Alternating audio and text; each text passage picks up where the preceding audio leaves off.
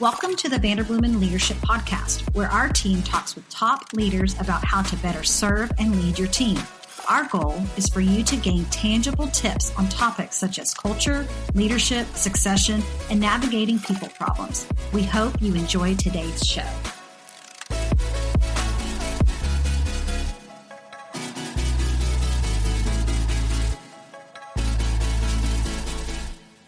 Hey friends, there's an old saying, show me your friends, I'll show you your future.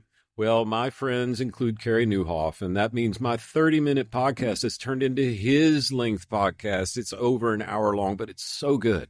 So rather than try and hit you with a curveball and make you listen for an hour, we've split this into two parts. We think you're really going to like it. Listen in and tune in next week for the exciting finish. Thanks for listening. Well, hey, everybody. Welcome to the Vanderbloemen Leadership Podcast. Let's try that again.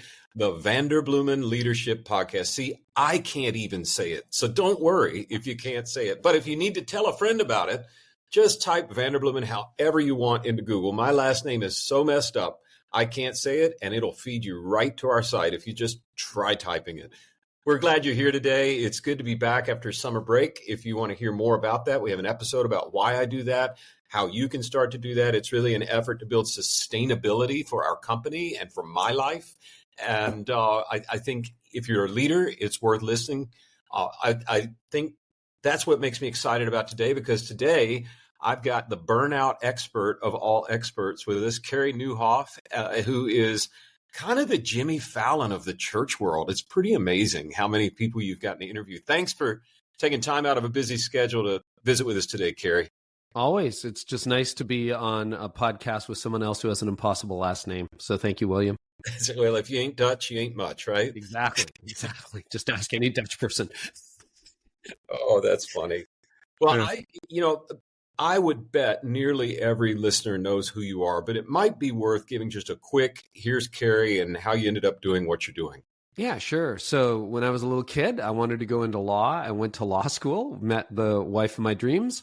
Was in law for a year, felt a call into ministry, went to seminary, and for the last almost 30 years have been about an hour north of Toronto, working with an amazing group of people. We eventually started with mainline church, eventually became non-denominational, and that church went on to become Connexus Church. I led it for 20 years, and about 10 years ago, stepped out of the lead role, 9 years ago, I guess, stepped out of the lead role. And for the last decade or so, have been really focused on helping church leaders. So I do a leadership podcast. I've written some books. I speak around the world. I host something called the Art of Leadership Academy. And, the way I think about it, William, I went to law school, but nobody taught me how to run a law firm. And I went to seminary, and nobody taught me how to run a seminary. So I try to fill in the gaps on all those things nobody teaches you along the way. There's a lot of unhappy lawyers, and I'm not so much in the business world these days, but a lot of, church leaders who are well-intentioned, really struggling. How can I get in their corner and help them out with, world level conversations with Jim Collins, Seth Godin, Craig Rochelle, Priscilla Shire, whoever, we try to get them in the house. And then also produce some really practical resources on everything from navigating church conflict to how to teach without using notes, like all those things you're not going to get at even a good seminary. So that's what I do these days. Such a similar path. I didn't realize that's what I was doing, but when we started, it was like, I went to Princeton for seminary, which is a pretty good degree. And absolutely. I didn't have one bit of instruction about how to run a staff meeting. No. Or how to fire somebody. Or hire somebody or fire somebody or personnel. Or what about your one-on-one meetings, William? It's like, no clue. Yeah. Had to figure it all out, right? It's job security for people like you and me. Yeah, and fill the gap between what you learned in school and what you actually need to know.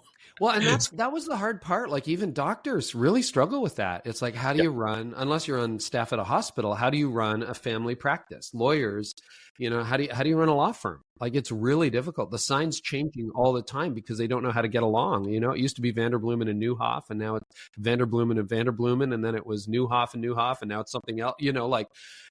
That's the thing with law firms, is because people don't know how to do it, and you have that same challenge of turnover and I knew the theory of how to preach, and I had a great preacher, but he said, never use the word you and never tell personal stories. Well, like personal stories are one of the best way to connect with people. And we were told to read from manuscripts, not to speak without using notes and things like that. So, I had to unlearn a lot of that. And that was a great prof. I had to unlearn a lot of it to learn how to actually connect with people. And so, it's a supplement, not a replacement for seminary. Yeah, Princeton, it kind of prides itself on a lot of things, but the preaching curriculum is off the charts and really, really good. But you walk away with they call it the Princeton lilt. It's like you're a little too snotty, a little too learned. As C.S. Lewis said, he was guilty of intellectual snobbery. That's kind of what happens. And I remember, I don't think I've told you this story, but real briefly, I came out of seminary and went into an associate pastorate where I got to preach about, 6 or 8 times a year, something like that. So I was always looking for ways to go find more preaching reps. I would do funerals for people that didn't have anybody to do the funeral for. I found out that the homeless mission in town, my little town in North Carolina, would allow me to come preach, and I could preach on Tuesday. I'm like, great.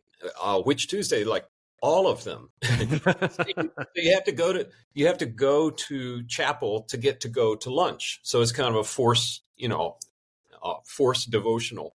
And I was there and I was preaching with my Princeton lilt and all my good learning and quoting some great theologian or something or other.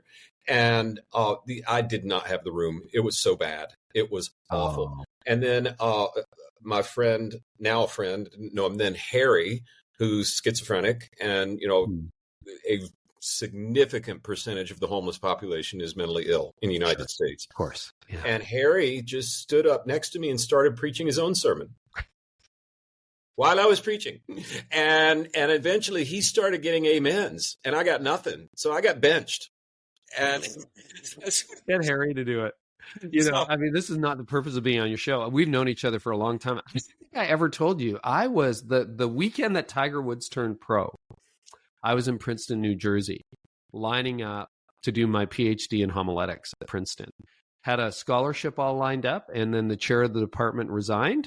And I'm like, okay, I don't want to study under other people. I want to study under that guy. And so I stayed here. Tom Long. Here all these years later.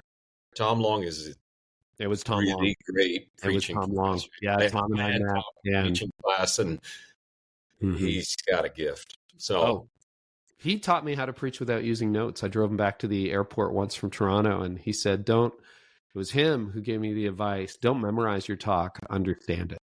And that changed how I communicated. Anyway, he wasn't there anymore, and then I'm like, well, I'll just stay here and be a pastor. So yeah, well, he was great, and I've been on Princeton stumble or whatever you call that. If you don't have the lilt, you have the stumble. I guess I got the stumble because I didn't go. Well, so many commonalities. My later preaching professor was Tim Keller, who I know you befriended in his life. Yeah, he taught me with Ed Clowney. It was pretty special. That podcast is like on some bootleg. I always find it once in a while, and it's so good. It's really hard to find, but if you can get Clowney and Keller together, it's killer what they teach. I've never wept during a lecture, except then. Just so good. Anyway, things that people need to know that maybe they don't need to know about us. I was thinking of several little topics. I mean, you don't have a book coming out. We're not here to push some new thing. This is really, how can we tap into what you're learning? And because the number one question I get is, what are you seeing out there? Because pastors, heads of school, heads of nonprofits, they get burrowed down in whatever thing they're focused on, and they don't know what's going on. And I thought, here, my good friend Carey, he's out and about, he hears, he sees. And I thought, if we could just talk about a few trends, I would love to hear what you're hearing to try and help our listeners. And I'm going to go ahead and just roll a grenade to start.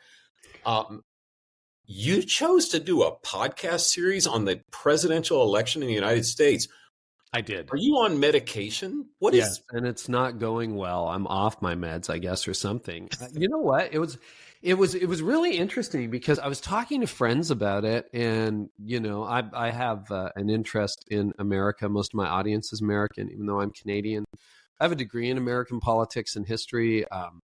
My wife's an American, so there's a lot of ties to the country, and still, I mean, as go America, so goes the world, right? Like you look at that.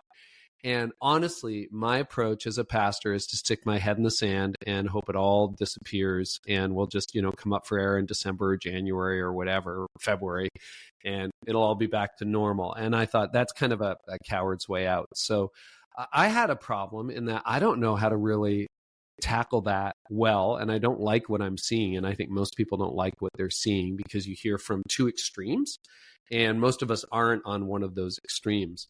So I thought, well, I'm going to do some research. So I reached out to some of the brightest thinkers I know who could maybe talk some sense into us. And it's not really, Harris versus Trump. That's not the purpose of the podcast series that we aired or are airing, depending on when this airs. But it was really to get at the issue under the issue. Like, we're in a cultural and ideological divide right now, and our culture has become more polarized, more tribalized. Hate has been monetized. And I really wanted to get on the issues under the issues. And then I wanted to talk to people like everyone from Ed Stetzer to N.T. Wright to Mark Sayers on, well, if you're going to speak politically, what do you say? Like, do you just pick a side? And nobody, conservative or liberal is like, yeah, as a faithful preacher of the gospel, you should pick a side. But what I'm really happy about with the series is it kind of got to the issues under the issues. Why is everybody so inflamed? Why is everybody so upset? And what you learn is that 95% of the problems in the church have nothing to do with the church. That, yeah, you might get a super angry email, William, about, if you were preaching, why you picked a side, why you didn't pick a side, why you should have picked a side, why you picked the wrong side, why you said something too loudly, too softly, it doesn't matter what you do. And when I talk to pastors, and we have the privilege of talking to hundreds, if not, more pastors all the time, and you're in trouble no matter what you do today. If you're quiet, you're in trouble for being quiet. If you're loud, you're in trouble for being loud. If you said something, you didn't say it quite the right way. And anybody in day-to-day ministry right now can identify with that. And so what's going on there? Well, I had the privilege on my podcast earlier this year to interview William Ury. And I was introduced to his stuff at law school. He is the textbook on negotiation. If you're going to study negotiation, you study William Ury. And he's still helping the U.S. government figure out Middle East peace and de-escalating conflict with North Korea. If you remember 2017 with Kim Jong-un and Donald Trump and all that, he's involved in that stuff. And I tested that theory by him. I said, do you really think the presenting issue is the presenting issue? He goes, it never is. Very rarely is it the presenting issue. And so the hope for pastors in the midst of this is dig a little deeper, and you discover that the guy who wrote you in all caps is going through a really difficult time at home. I mean, maybe there's some financial problems. Maybe his marriage is at the brink of dissolution. Maybe his kids don't talk to him right now, or he's going to lose his job. But there's often pain under the issue. And he's definitely mad about politics, but politics is not the real issue. And the good news for pastors is if you come alongside empathetically people, you can just say, well, what else is going on in your life? Oh, I'm so sorry to hear that. Wow. Okay. And you kind of pastor them, and the presenting issue kind of de-escalates. Maybe it doesn't entirely go away, but it deflates. And so there was that. There was also, if you're going to preach, what do you preach about? I would suggest you preach about the issues under the issue. Identity. We've been uprooted as a culture in terms of our identity, as fewer and fewer people profess any kind of faith, let alone faith in Christ. Your identity created by God is seeking to attach to something. So it's success, or it's money, or it's politics, or it's ideology. I am what I believe. And so, okay, well, do a series on identity then, and talk about our real identity isn't red or blue. It's not independent. It's not who's in the White House or the governor's seat. It's actually in Christ. And what does it mean to be rooted in Christ? So we got into stuff like that. And I thought, it's not like, here are 3 steps to have total peace in your, it's not that, but I think it's an exploration over multiple hours of the issues under the issues. And so that's why I went there, and it helped me understand it a lot better too. I was listening on a morning run. I guess while we're filming this, you had just aired your first episode, and Andy Stanley was your guest. Yeah. Very well done. It sort of hit on that. It dawned on me, you've been a pastor a long time. I was a pastor before I do what I do. How many times, if you're listening today and you're a pastor, how many times has the couple come in that's fighting about something he did or something she said, and it is not about either one of those things.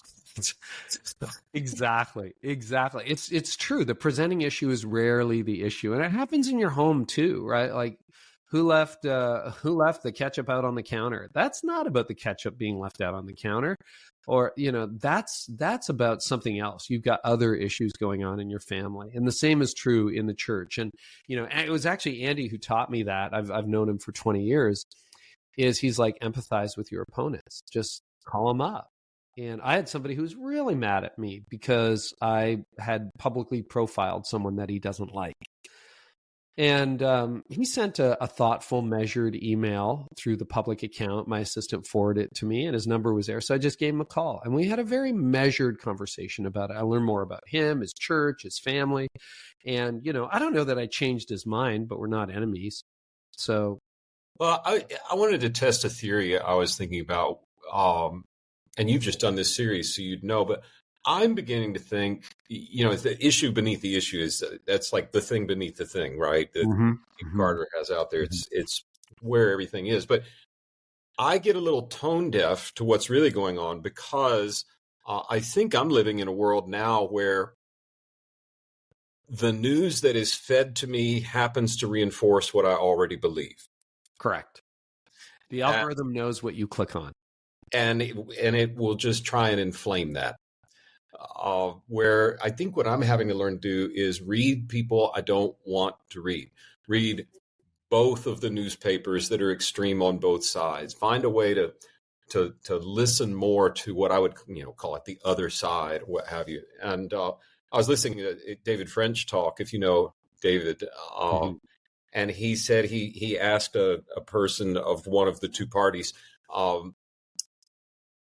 What do you believe? Well, I believe this, this, and this. And do you believe that your party is tolerant? Well, absolutely, we're tolerant. We tolerate everyone of every race and creed and kind and socioeconomic, the whole thing. And he said, okay, so your opposing party, what are they like? Well, they're awful. And he said, so what are you tolerating? If it's only things you agree with, you're not tolerating anything. Tolerating is to bear a load. And so I'm having to challenge myself, like, how do I go bear a load without compromising? I don't know if that tapped into anything you've heard in your conversations, but am I off base? Totally did. Another thing is we're out of practice in relationship. The good news about social media is you can learn anything, anytime about anyone that you want to. The bad news is in real life, you look at any data point. I mean, the U.S. Surgeon General has declared loneliness and isolation epidemics in the United States.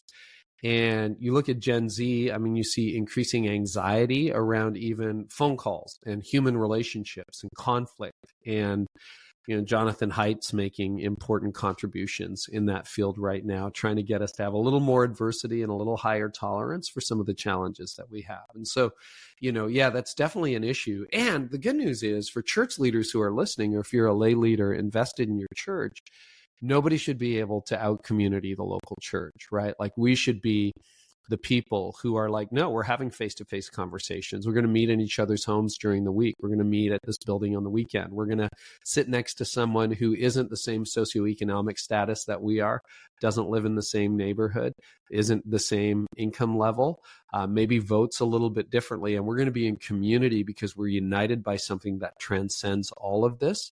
So I think, the good news for churches is, right now we're kind of the problem. We're feeding the problem. But if we get off the script that the culture is feeding us, we're also the solution, because the gospel has within it the actual solution to a lot of the problems that we're facing. Oh, right down to I think we've talked about this before on a podcast, but I'm struck that, so I learned from a number of people, look for the first place something is mentioned in Scripture, that the principle of the firsts. And so anytime you see something, when's the first time that happened? You go back to it. So what is the first thing God cursed? It was was it Eve got the first curse or Adam? You're testing my Genesis 3 knowledge. Okay, I'm going to say it would work, but I don't think that's so. It's the serpent. It's not in Genesis 3. It's not. God said, let there be light. Living on Princeton, it's pretty clear. Yeah, that's right. God said, let there be light, and there was light, and it was good. Benediction. And then he made whatever he made next. I don't know the order, plants or animals or stars. Yeah. Actually, the second thing he did was he started a calendar, and the sun and the moon. So he had a plan, but that was good. And then the next thing is good. Blessing. And he made man, it was very good, right? And then God turns around and says, it's not good, curse, that man be left alone. Mm-hmm. Fair enough. Think about that for a second. He cursed us being in solitude or alone or antisocial even. He cursed that before sin entered the world. Isn't that powerful? That is powerful. And I just think, I noticed it years ago when we were all locked in our houses for the pandemic, but like the isolation that's happening through whether it's social media or just the way we're wired, that's the ultimate plan of the enemy, is to divide and isolate. And I'm a big fan of online church. I mean, I think it's great, but it's a supplement, not a replacement for in-person community. And I think the church could lead the way there. We could we're the one organization, because all the social clubs have basically dissolved. I mean, you go to a Kiwanis or a Rotary, and it's all a bunch of 75-year-old men who aren't going to be here in 15 years. And, there's very few organizations that really draw an entire community together, but that is the Church on Mission. So I think that's the Howard Schultz fabulous podcast we were talking about before we aired, called Acquired. If you have 3.5 hours, I do a little bit of long distance running, so it's a couple runs and that'll do me. He was talking about, the one thing that makes him so mad about his company right now is the way the app has taken over ordering, because he wanted Starbucks to be the third space, the gathering. Right. Home with and it's destroyed it. Like 40% of their orders are walk in, walk out, and he can't stand it. So it's prevalent everywhere we're turning. And I'm trying to ask myself, how do I get more in community and around people I don't agree with? And I don't know, maybe I'm just wishy-washy, not wanting to take a side. I remember one of the first times I was in Europe, I was speaking to church leaders, and it dawned on me that still in Europe 10 years ago, the idea of a takeout coffee was foreign, because it's not a drink, it's a conversation. You go, you sit down, you linger, you bring a friend, you bring your spouse, and you sit down and you have a cup of coffee together. Why would you ever want to bring that in your car? Nobody can get it. And European cars for years had fewer cup holders than American cars. I remember I had a Toyota Sienna minivan, man. It had like 17 cup holders and space for 7 passengers. Eight, something like that. And like 17 cup holders. It was like, how much are we drinking? What is going on here? Yeah, no cup holders, and the air conditioning stinks on all the cars from Europe because it's never warm there. In Houston, we need air conditioning. So different podcast. I will say on this whole loneliness thing, I was reminded when I was listening to one of your podcasts that George MacDonald, not Gordon, who was a bit of a mentor to C.S. Lewis. He wrote, the line goes, I think it is, hell is God's granting of our final wish to be left alone. And I thought, that's what I got to learn from that. So enough on politics, though. I would encourage anybody listening to go find that podcast series. We're going to air this before the election, so you can catch it midstream. It'll be wrapping up in mid-September, I think. Early September. It's 6 interviews, and then I do a solo episode. Well, we'll make sure to put it in the show notes. Tuning in, and as I mentioned at the beginning of the podcast, we've got a whole nother installment of this episode. I don't think you're going to want to miss it. Carey gets pretty honest with us about what he's seeing out there, and that guy's got a viewpoint that very few people can say they have. So tune in next week for the second installment of my conversation with my friend Carey. Thanks for listening to the Vanderbloemen Leadership Podcast. At Vanderbloemen, we help organizations build their best teams through hiring, succession, culture, compensation, and diversity solutions. Visit our website, vanderbloemen.com, to learn more, and subscribe to our Vanderbloemen Leadership Podcast wherever you listen to podcasts to keep up with our latest episodes.